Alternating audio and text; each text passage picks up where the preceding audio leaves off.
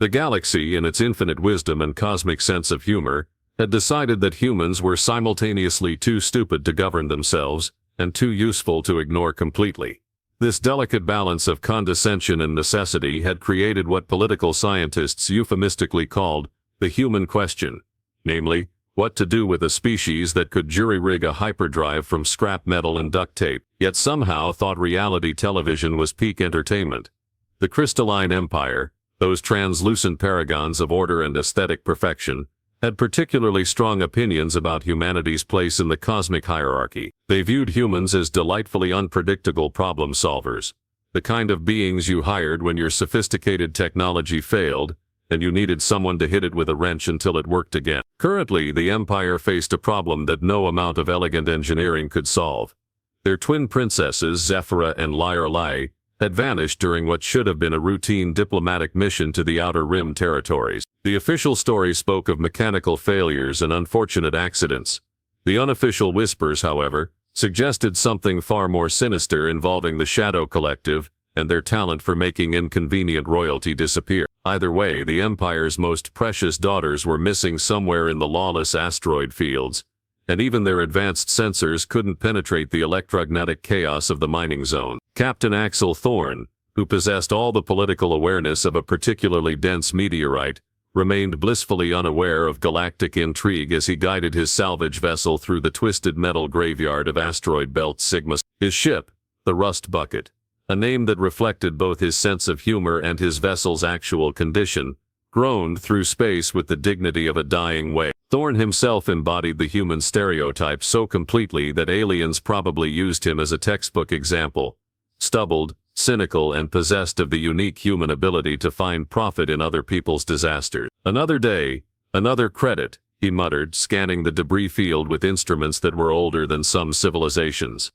The readouts flickered with the reliability of a politician's campaign promises, but Thorne had learned to interpret their lies with the skill of a seasoned translator. Something metallic and valuable was hiding among the wreckage, something that didn't belong to the usual collection of mining equipment and shattered dreams that littered this particular corner of nowhere. His sensors, despite their advanced age and questionable accuracy, were insisting that two large metallic objects were embedded in a particularly unremarkable chunk of space rock.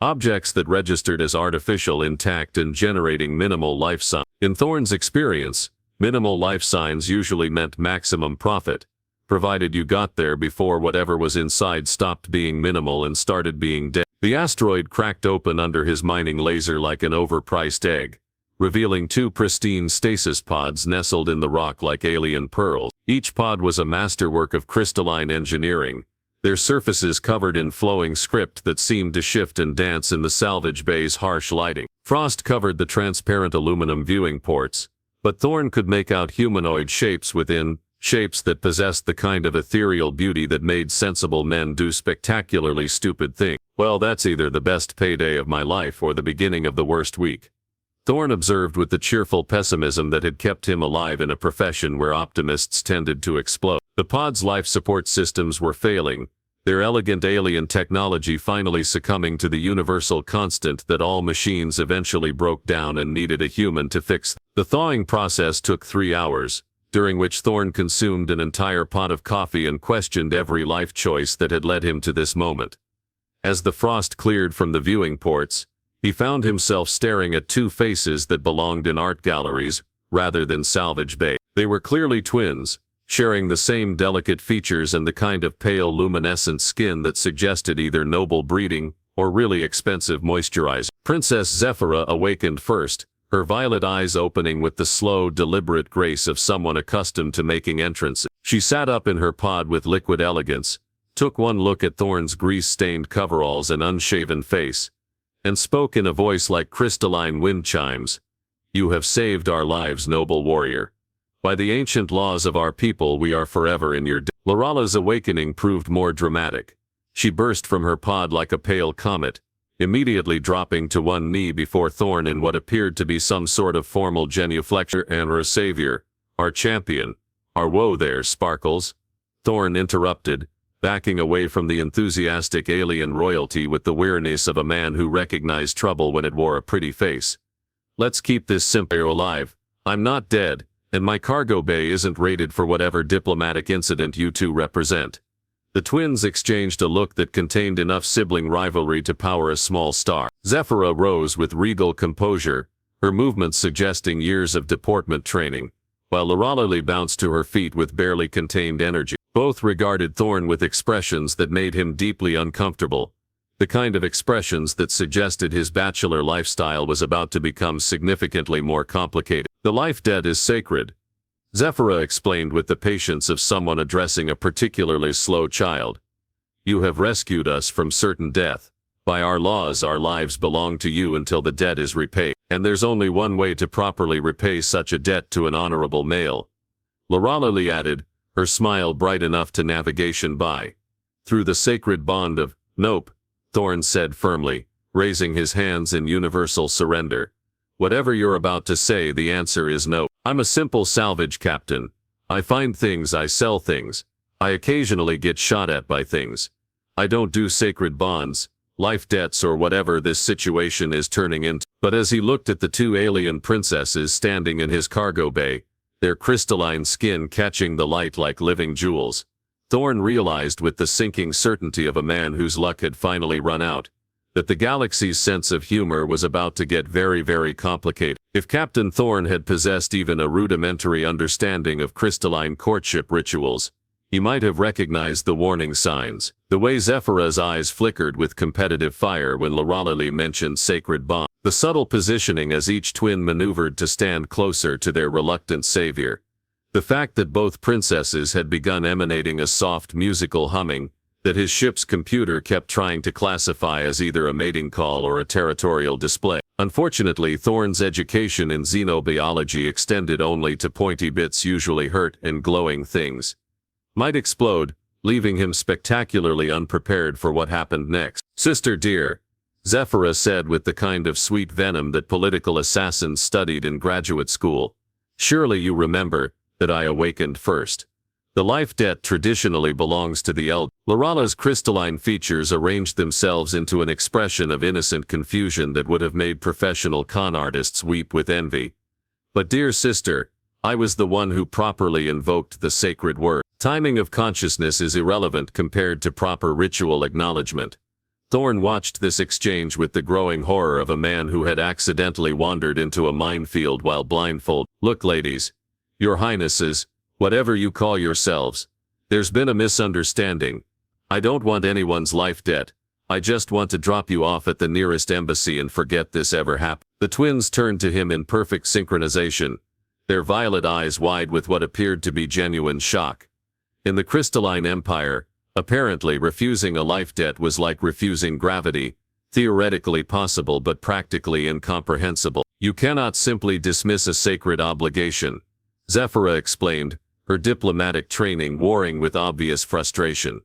"The debt must be acknowledged and properly resolved according to our custom, which include the ritual of shared sustenance," Lorelei added helpfully, producing from somewhere within her flowing robes what appeared to be a crystalline fruit that pulsed with bioluminescent pattern. "You must accept nourishment from my hands as a symbol of—" "And the ceremony of protective vows," Zephyra interrupted, her own hands weaving complex patterns in the air that left trails of sparkling light. "Where I pledge my strength to your defense until the stars grow cold." Thorne stared at the two alien princesses as they began what could only be described as a courtship arms race. Lorelei's fruit started singing, actually singing, a hauntingly beautiful melody that made his ship's artificial gravity fluctuate. Zephyra's light patterns expanded into a holographic display showing what appeared to be star charts, battle formations, and possibly a recipe for some kind of crystalline casserole. "This is getting out of hand," Thorne muttered, reaching for his communicator to call for backup advice or possibly an exorcist. That's when the universe decided to demonstrate its talent for perfect timing. The rust bucket's proximity alarms began screaming with the enthusiasm of a fire drill in hell. Thorne's ancient sensors, which had been napping peacefully through the alien courtship display, suddenly snapped to attention and started reporting incoming ships. Lots of ships with energy signatures that suggested either official government interest or really expensive pirates. Captain Thorne came a cultured voice over his communications array, speaking in accented standard, with the kind of pronunciation that suggested expensive education and expensive weapon. "This is Admiral Kyrian of the Imperial Crystalline Fleet. We have reason to believe you are harboring stolen property of the Empire." Through his viewports, Thorne could see the sleek forms of crystalline warships decloaking around his position, like deadly flowers blooming in space. Their hulls caught starlight and refracted it into prismatic displays that were probably beautiful and definitely lethal. "Stolen property?"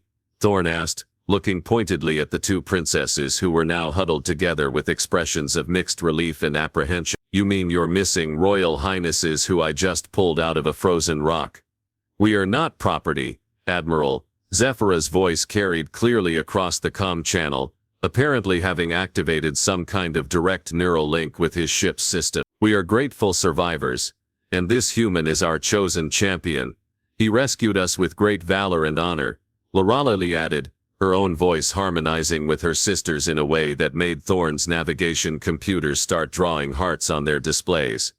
"We have invoked the sacred life debt." The silence that followed this announcement stretched long enough for Thorne to contemplate career changes. Asteroid mining, toxic waste disposal, anything that didn't involve galactic politics and romantic aliens. "The life debt," Admiral Kyrian repeated, his voice carrying the kind of careful neutrality that suggested he was calculating blast radius. "Both of you, to the same human.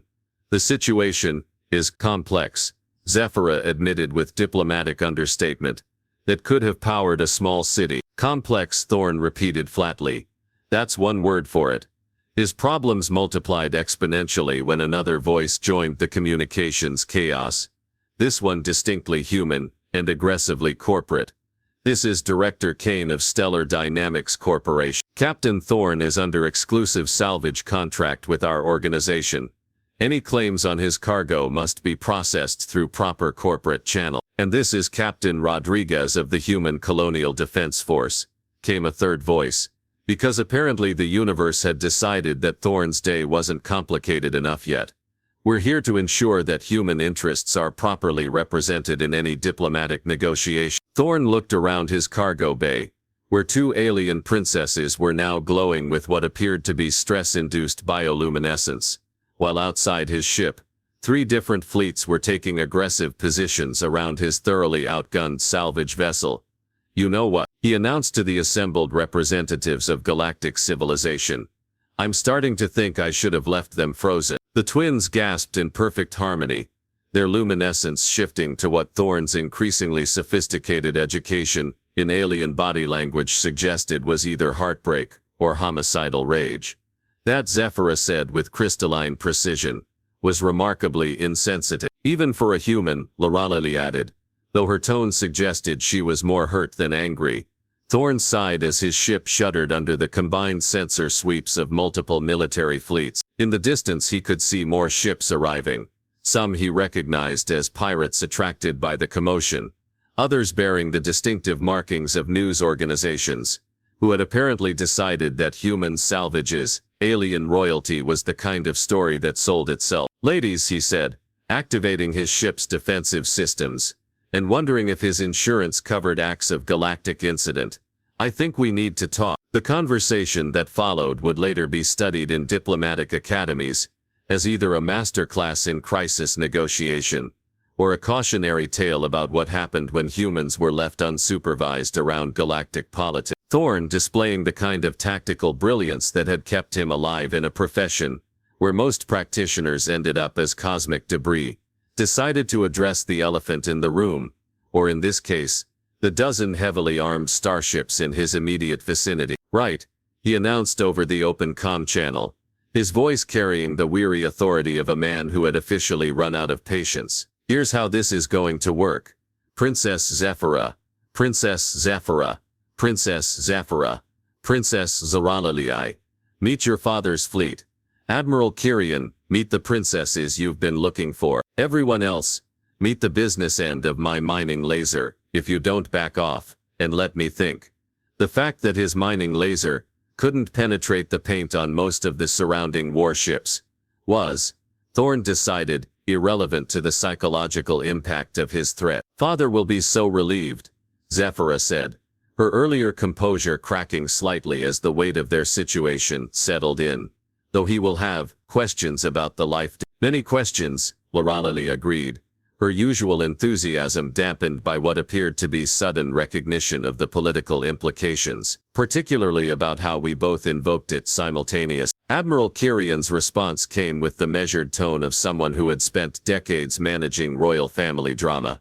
Your Highnesses, their Imperial Majesties have been informed of your recovery.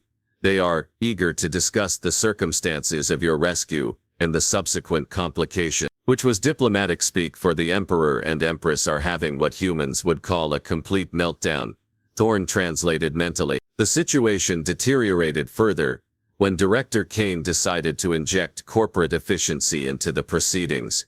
Captain Thorne, I'm transmitting your contract obligation. Any salvage performed under Stellar Dynamics authorization becomes company property, including sentient beings. Captain Rodriguez interrupted, with the kind of moral outrage that suggested someone had finally remembered that slavery was generally frowned upon by civilized species. Last I checked, the Colonial Defense Force takes a dim view of human trafficking.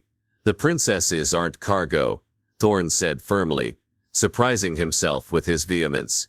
They're people, complicated, glowing, politically inconvenient people, but still people. The twins exchanged another of their loaded glances, this one containing what appeared to be genuine surprise and something that might have been admiration. Their bioluminescence shifted to warmer tones, which Thorne's rapidly expanding alien body language vocabulary interpreted as either gratitude or the preliminary stages of some kind of mating display. He understands, Zephyra whispered, her voice carrying clearly across the comm system, with that uncanny ability crystalline beings had for projecting their thoughts through technology. He sees us as individuals, not just political assets, Lorelei added, her excitement causing small sparkles of light to dance around her fingertips. Oh, for crying out loud, Thorne muttered, recognizing the dangerous territory this conversation was entering. I'm not your champion, your chosen one, or your anything else. I'm just a guy who happened to be in the right place at the right time with a working heater. This declaration might have carried more weight if he hadn't simultaneously begun plotting defensive maneuvers to protect the twins from what was shaping up to be a very complicated extraction operation. His hands moved over the rust bucket's controls with practiced efficiency, bringing online systems that hadn't seen use since his last encounter with particularly aggressive customs officials. The tactical situation evolved rapidly when new contacts appeared on his sensors. Ships that didn't broadcast Imperial corporate or military identification code. Ships that moved with the predatory grace of career criminals, who had decided that a clustered fleet represented either an opportunity or a target. Unknown vessels. This is Admiral Kirian.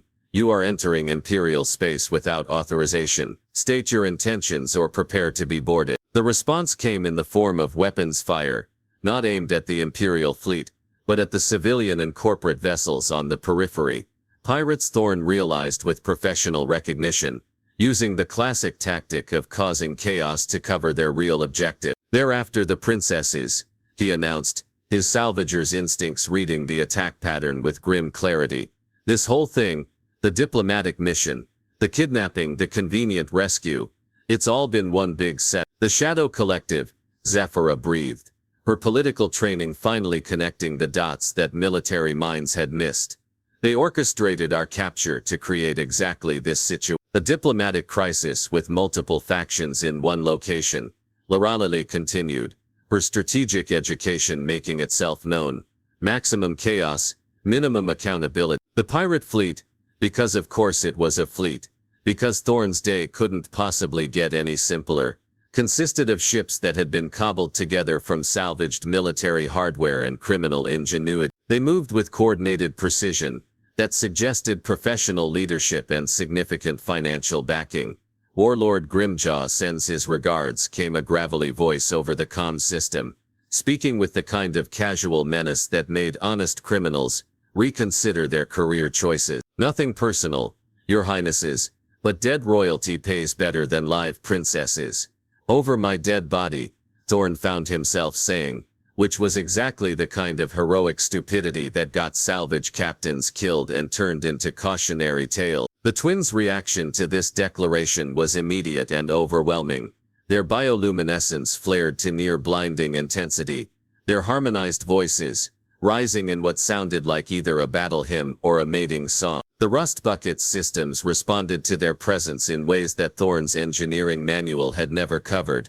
Displays showing power readings that shouldn't have been possible, and defensive capabilities that definitely hadn't been installed at the factory. The life debt grants us the right to share our strength with our champion, Zephyra explained, her hands weaving patterns of light that seemed to interface directly with his ship's neural networks. And our champion has just declared his willingness to die for our protection, Lorelei added, her own power flowing into the ship's weapons systems with results that made Thorne's jaw drop. I didn't declare anything, Thorne protested, even as he watched his mining laser reconfigure itself into something that looked suspiciously like a military-grade particle cannon.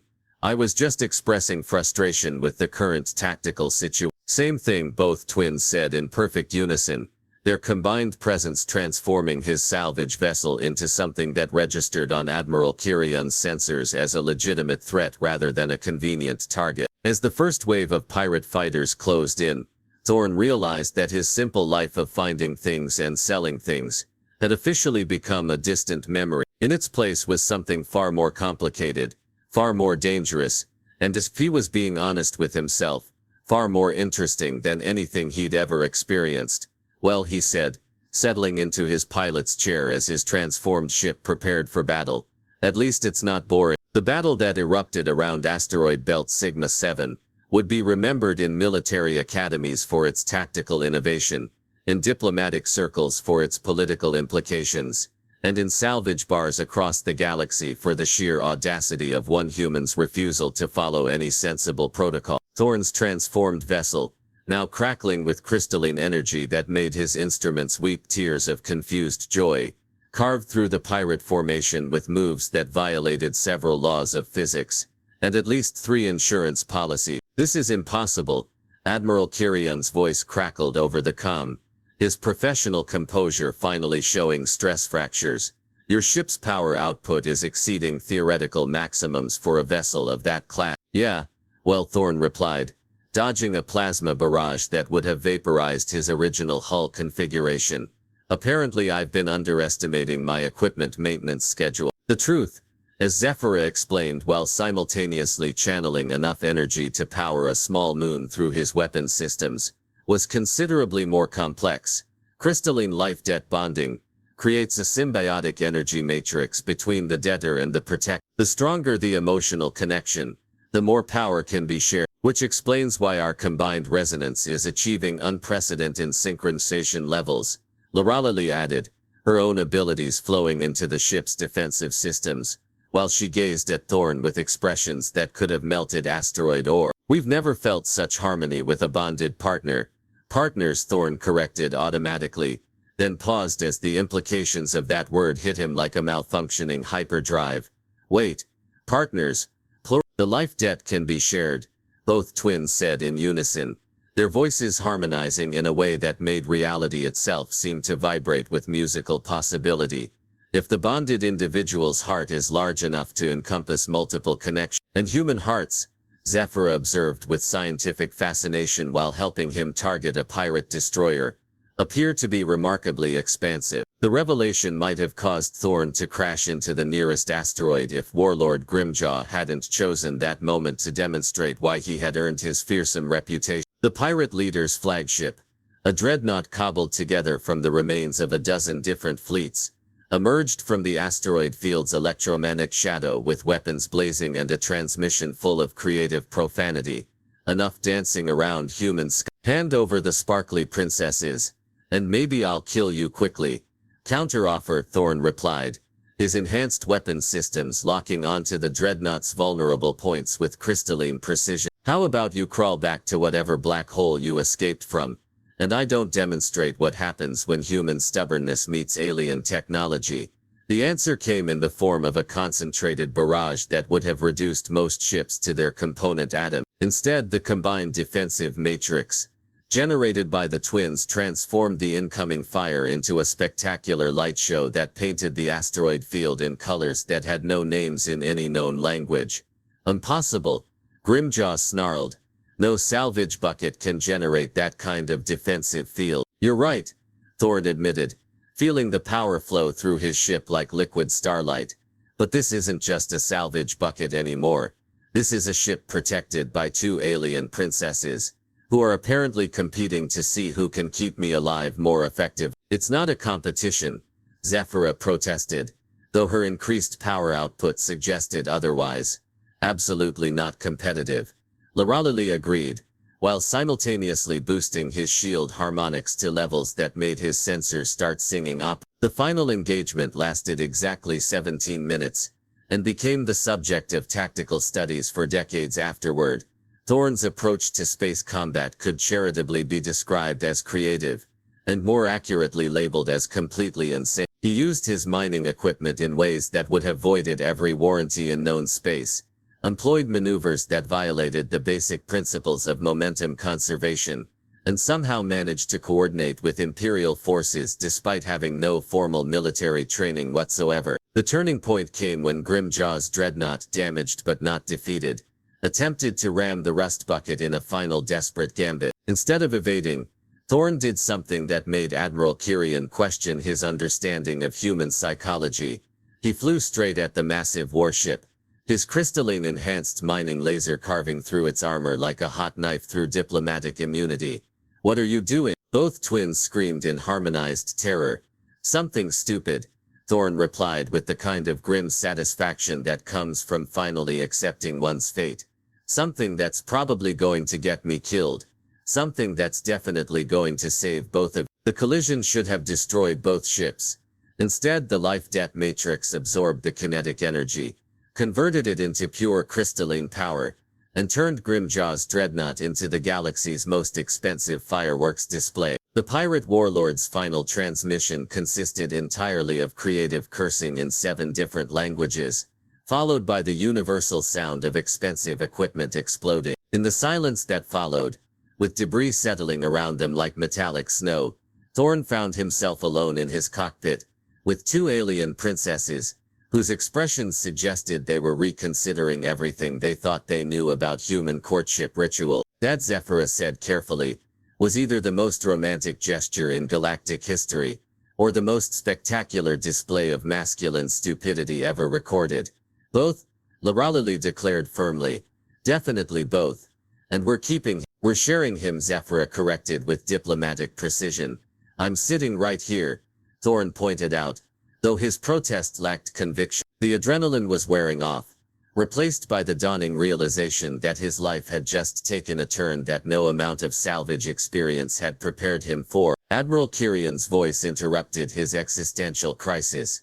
"Captain Thorne, their Imperial Majesties have requested immediate transport to the flagship for formal negotiations regarding the life-debt situation, and Director Kane wants to discuss the mineral rights to whatever's left of that dreadnought," came another voice, "while Captain Rodriguez needs a full tactical debrief on your combat performance," added a third. Thorne looked at the 2 alien princesses, who were now glowing with what he had learned to recognize as contentment mixed with possessive satisfaction. He considered his options: return to his simple life of finding things and selling things, or accept that the galaxy had decided he was destined for something far more complicated. "You know what," he announced to the assembled representatives of galactic civilization. "I think I'm going to need a bigger ship." The twins' delighted laughter harmonized with his ship's systems, creating a sound that somehow managed to convey both cosmic significance and the promise of really interesting insurance claim. And somewhere in the depths of space, the galaxy's sense of humor settled back to wait for the next poor soul who thought they could lead a simple life among the stars. After all, the universe had a reputation to maintain.